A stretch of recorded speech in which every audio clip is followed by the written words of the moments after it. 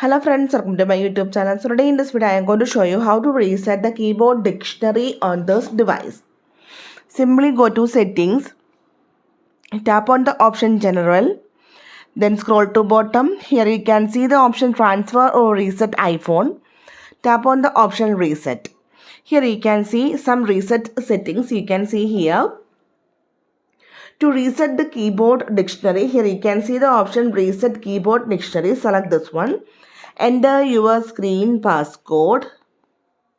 Here you can see this will delete all custom words you have typed on the keyboard, returning the keyboard dictionary to factory default. Now confirm this with the reset dictionary.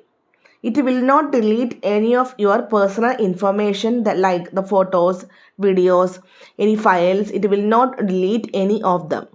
So it is very safe. Okay, tap on the option reset dictionary. That's it.